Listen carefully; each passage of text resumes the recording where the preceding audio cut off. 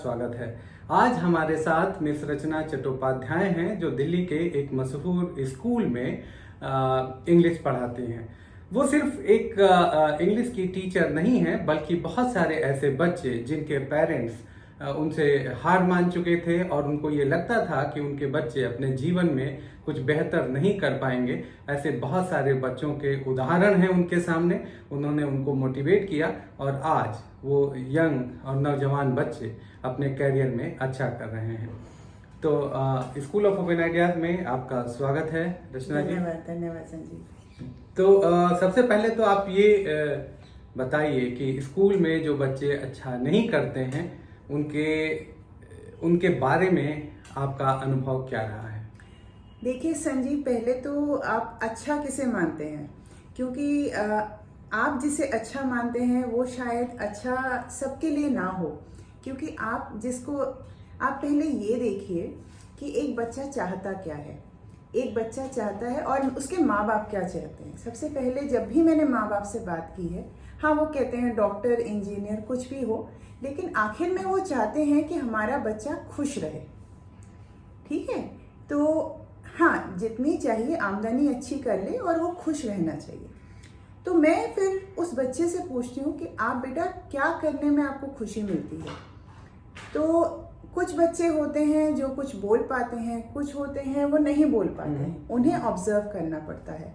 उनको कक्षा के अंदर, कक्षा के बाहर खेलते वक्त हम देखते हैं कि वो बच्चे कैसा कर रहे हैं। जब शुरू मेरे शैक्षिक इस जब टीचिंग में आप आए, हाँ जी, उसके अंदर मेरे पास एक बच्चा आया जो बहुत उछल कूद करता था, बहुत ही ज़्यादा उछल कूद करता था कक्षा के अंदर, और उससे सारे परेशान थे। सारे टीचर्स जब मैंने ज्वाइन किया वो सारे उससे परेशान थे।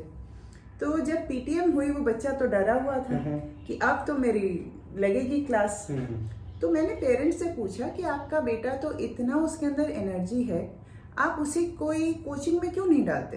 कहते हाँ मैम साइंस की ट्यूशन लगाएंगे। मैं कहा नहीं, आप उसको फुटबॉल की कोचिंग में डालिए ताकि वो जो उसके अंदर एनर्जी है वो निकले, वो जाए और उसको चैनलाइज करे। हाँ। वो बच्चा तो ऐसे देख रहा था कि आज तक तो किसी ने ये बोला ही नहीं कि भाई बच्चे के अंदर एनर्जी है, खेलने में लगाइए। केवल डांट ही सुनी थी उसने, केवल डांट सुनी थी। मैं कहा नहीं, देखिए जब वो खेल लेगा, जैसे संजीव आपको याद होगा जब हम स्कूल में थे, सुबह जाके हमारी पीटी की क्लास होती थी। वो पीटी आधा घंटे करने के बाद हमारी जितनी एनर्जीज थी उछलने वाली वो थोड़ी कम हो जाती थी। ठीक बात है। अब ये बच्चा भी उसको मैंने आकर कहा ठीक है, आप बस कुछ महीने के लिए डालिए, उसके बाद देखते हैं। तो वो बच्चा धीरे धीरे थोड़ा थोड़ा, देखिए एक रात में कोई चेंज नहीं आता। अगर आप कहें कि आज बच्चे ने खेलना शुरू किया, एक हफ्ते में चेंज नहीं, फिर धीरे धीरे उस बच्चे में बदलाव आए। वो बच्चा थोड़ा फोकस्ड हुआ, बदमाश उतना ही रहा। लेकिन देखिए जिस बच्चे के अंदर अकल होती है ना वो बदमाश होता है। जिस बच्चे के अंदर इंटेलिजेंस नहीं होती वो बदमाश भी नहीं होता। तो फिर वो बच्चा बड़ा हुआ एंड उसने स्कूलिंग की, साइंस सब्जेक्ट्स लेके स्कूलिंग की, फिर उसने ग्रेजुएशन भी किया। उसके साथ उसने डांस एकेडमी ज्वाइन की।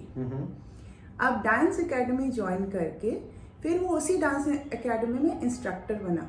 Very good. फिर आप जानते हैं किंगडम ऑफ ड्रीम्स गुड़गांव में, एक दिन मुझे उसका फोन आया कि मैम मैं यहाँ पे जो शो है उसका मैं सेकंड लीड कर रहा हूँ। मैंने कहा क्या बात कर रहे हो? कहते हाँ मैम।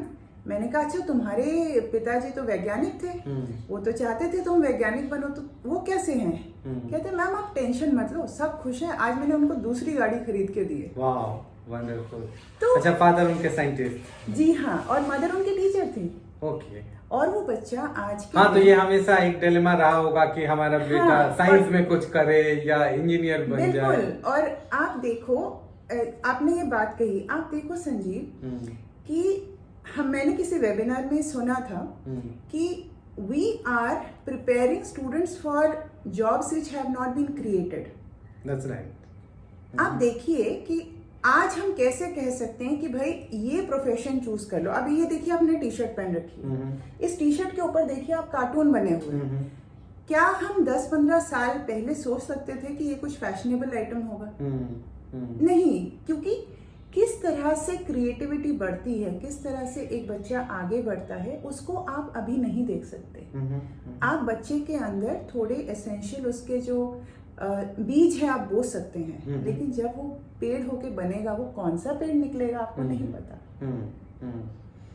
नहीं, तो ऐसे में पेरेंट्स को क्या करना चाहिए? क्योंकि इतना सोशल प्रेशर है कि कई पेरेंट्स क्लास 6 से ही वो सोचते हैं कि अब हम सिविल सर्विसेज की तैयारी कराने लग जाएं, कुछ IIT की तैयारी में लगा देते हैं, कुछ मेडिकल की तैयारी में लगा देते हैं, और बाद में 9th तक जाते जाते बच्चा कहता है कि नहीं, हमको ये डॉक्टर नहीं बनना है, मुझे तो म्यूजिक में इंटरेस्ट है, और फिर वो एक कॉन्फ्लिक्ट और टेंशन घर में क्रिएट होता है। तो इसको पेरेंट्स को कैसे डील करना चाहिए और बच्चों को क्या करना चाहिए? देखिए संजीव, जब हम अपने स्कूल में थे तब साइकोलॉजी का सब्जेक्ट नहीं होता था, लेकिन आज के दिन में वो सबसे ज्यादा सॉट आफ्टर सब्जेक्ट है।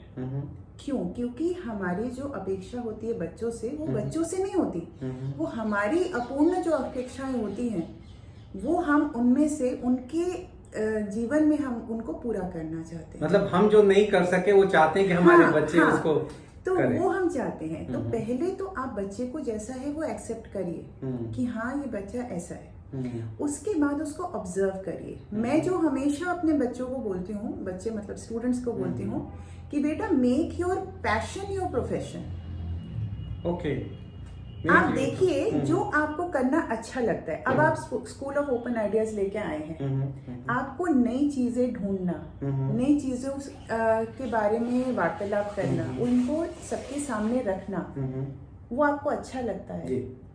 जो आपको अच्छा लगता है आप वो अच्छा करेंगे क्योंकि वो दिल से करेंगे। तो पहले तो एक बच्चे को ढूंढना पड़ेगा कि मेरा पैशन क्या है। अब हमारे पास एक और बच्ची थी, उस बच्ची को बैठ के, हमारी इंग्लिश की क्लास हो रही थी और वो बैठ के अपना स्केच बना रही थी। मैंने देखा स्केच बहुत ही अच्छा था, तो मैंने कहा बेटा व्हाट आर यू प्लानिंग? कहती है मैम BBA। तो मैंने कहा ये स्केच कहाँ काम आएगा? कहती ma'am I love to do it but my parents tell me I have to do a BBA and become a manager. Okay, हाँ। फिर मैंने कहा बेटा what do you want, what are you happy doing? He says I love painting. फिर उसने मेरे को अपनी फाइल दिखाई। अच्छा।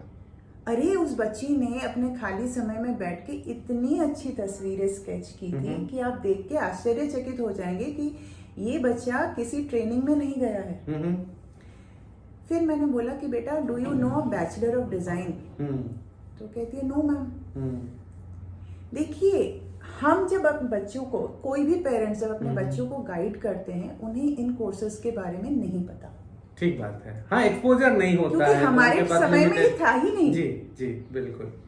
तो मैंने कहा आपने बैचलर ऑफ डिजाइन का सुना है? कहते नहीं। मैंने कहा उसका एंट्रेंस होता है, आप जरा जाइए और ढूंढिए और उसके लिए आप पेरेंट्स को मनाइए।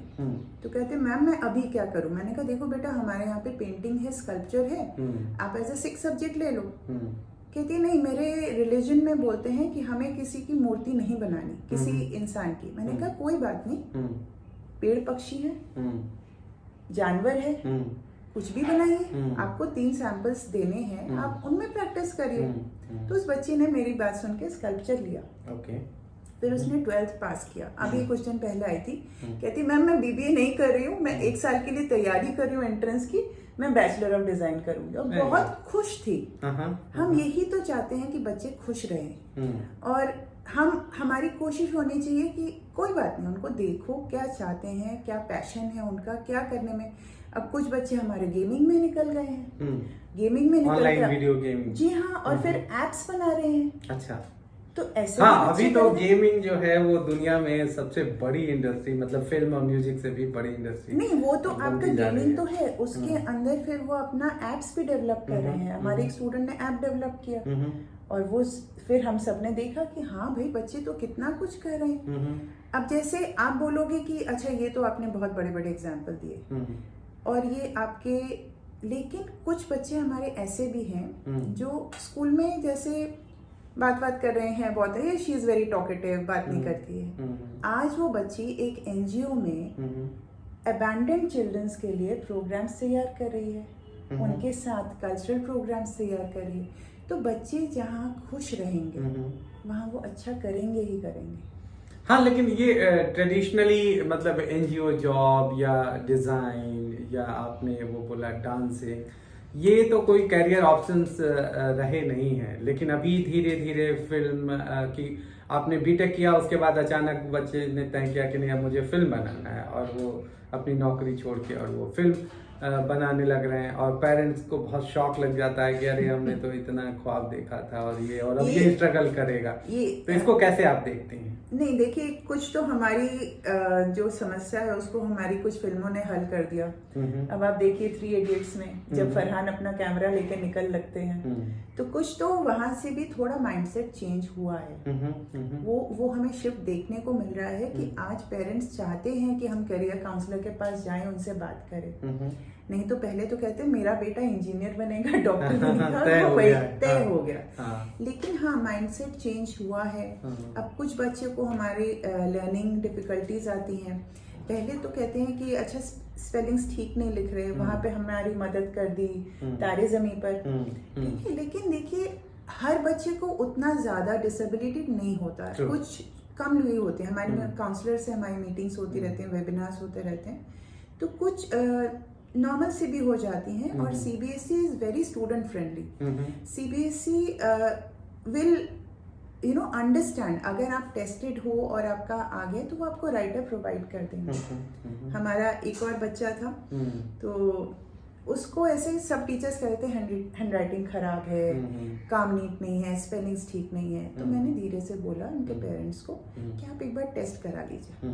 नहीं, हमारे बच्चे को कुछ नहीं हुआ। हाँ, एक स्टिग्मा है कि कोई डिसेबिलिटी का लेबल लग जाए। हाँ, तो मैंने कहा देखिए ऐसी कोई बात नहीं है, आप जरा बात करिए, आप जरा कोशिश तो करिए। फिर धीरे धीरे काउंसलर ने बहुत हेल्प की, तो वो बच्चों ने उन्होंने टेस्ट कराया, तो उसका डिस्ग्राफिया थोड़ा सा आया। अच्छा। अब उस बच्चे को इसलिए सीबीएसई के रूल के हिसाब उसको हमने राइटर दिया। जो बच्चा स्कूल में तो वो डिस्ग्राफिया की वजह से बच्चों की राइटिंग ठीक नहीं बनती है, राइटिंग नहीं ठीक बनती है, वो अलग अलग कैटेगरीज होती है। अच्छा। तो उसमें एक में उसका डायग्नोस हुआ, उसके बाद उसको सीबीएसई ने राइटर प्रोवाइड किया। ठीक है। एक तो पहले ये एक्सेप्ट करना पेरेंट्स के लिए कि मेरे बच्चे को हेल्प चाहिए, तो उसमें ये टेस्ट कहाँ होते हैं? किसी भी हॉस्पिटल में हो सकते हैं? हाँ, ये डेजिग्नेटेड टेस्टिंग सेंटर्स होते हैं। ठीक है, वो तो सीबीएसई ने एक लिस्ट बनाई हुई है। नहीं, सीबीएसई की लिस्ट नहीं, आपके कई हॉस्पिटल्स में जैसे मूलचंद में वगैरह में काफी जगह पे होती है। तो वहाँ पे या फिर कोई क्वालिफाइड जो टेस्टर होता है वो भी टेस्ट करके बता सकते हैं। और उसके बाद उस बच्चे को राइटर दिया गया। जिस बच्चे के 40-44 नंबर आते थे, संजीव उसके 83% आए बोर्ड में। वाओ, बहुत अच्छा। उसके बाद उस बच्चे ने ग्रेजुएशन किया, और आई थिंक 3-4 साल बाद मुझे अचानक फोन आता है कि मैम मैं किसी नेशनल बैंक में प्रोबेशनरी ऑफिसर हूँ। वाह, वंडरफुल। तो उसके पेरेंट्स तो निराश हो गए होंगे उस समय जब पता चला होगा कि इसको। नहीं, उसके पेरेंट्स का तब तक माइंडसेट चेंज हो गया था, और वो भी बहुत लेकिन ये हमारी डेली स्ट्रगल है। हम देखते हैं, और देखिए एज ए पेरेंट जो हम सोचते हैं, जैसा हम बिहेव करते हैं, वो बच्चे को इन्फ्लुएंस करता है। जैसे कई पेरेंट्स हमारे पास आएंगे, ये अच्छा नहीं कर रहा, ये अच्छा नहीं कर रहा, तो मैं बच्चे को बाहर भेजती हूँ। मैं पेरेंट्स को बोलती हूँ, मैं कहा 12th आपको देना है या उसको देना है? तो कहते देना तो उसको है, लेकिन हमें देखना है। मैंने कहा टेंशन आपको ज्यादा है या उसको ज्यादा है? तो कहते हाँ मैम उसको ज्यादा है। मैं कहा वो दिखा नहीं रहे, वो आपको बता नहीं रहे। एज ए पेरेंट तो आपको समझना पड़ेगा, इतनी स्पेस अपने बच्चे नहीं, वो कर नहीं रहा। मैंने कहा वो कर नहीं पा रहा, उसके लिए आप शॉर्ट टर्म टारगेट्स बनाइए कि हाँ बेटा। और हमारे एक टॉपर से मैंने जब बात की, मैंने कहा बेटा ये बताओ तुम्हारे हम लोग क्या करते हैं जब हमारे जो नए स्टूडेंट्स हैं इस बार उनके हम एक टॉपर्स के साथ हम एक टॉक करते हैं। अच्छा। तो वो कहता है कि मैम पेरेंट्स कहते हैं घंटे के हिसाब से पढ़ो, बट मैं कहता हूँ टॉपिक के हिसाब से पढ़ो, कि आज मुझे ये 2 टॉपिक इस सब्जेक्ट के खत्म करने हैं। ठीक है। अगर मैंने अपने आप को घंटे के अंदर बांध दिया तो मैं घड़ी की तरफ देखूंगा, तब मैं ध्यान नहीं लगाऊंगा मैं कितना समय कितना टाइम बाकी है। तो पेरेंट्स को ये जो थोड़ी चीजें हैं, अगर वो समझ ले कि हाँ बच्चा कर रहा है, मैं अपने पेरेंट्स को सिर्फ 2 चीजें बोलती हूँ। मैं कहा खाना दीजिए, सुलाइए और 10 बजे मोबाइल ले लीजिए। अगर इतना आपने कर लिया आपको, क्योंकि बच्चे को रेस्ट भी की भी जरूरत हो, बच्चे को सोना। अब कुछ पेरेंट्स आते हैं, मैम हर शाम को 1 घंटे फुटबॉल के लिए निकल जाते हैं। मैं कहा वेरी गुड। कहते हैं मैम वेरी गुड, ये तो बहुत अच्छा है कि अगर। तो मैंने कहा आप देखो 21st सेंचुरी स्किल्स में क्या है, कोऑपरेशन, कोलैबोरेशन, कम्युनिकेशन। तो ये जो चीजें हैं फुटबॉल में आपका सब हो रहा है। बिल्कुल बिल्कुल नहीं, और फिजिकल थोड़ा बर्नआउट भी जरूरी है ना, क्योंकि ऑलरेडी स्ट्रेस है, एंजाइटी है, एग्जाम का प्रेशर है, राइट। कोचिंग भी बच्चे जा रहे हैं और एग्जाम भी देना है, तो उसका अपना एक डिलेमा है। तो ऐसे में अगर वो कोई फुटबॉल, बैडमिंटन, हॉकी कुछ भी खेलते हैं तो वो तो काफी अच्छा। नहीं, पेरेंट्स चेंज हो रहे हैं, काफी चेंज हो रहे हैं।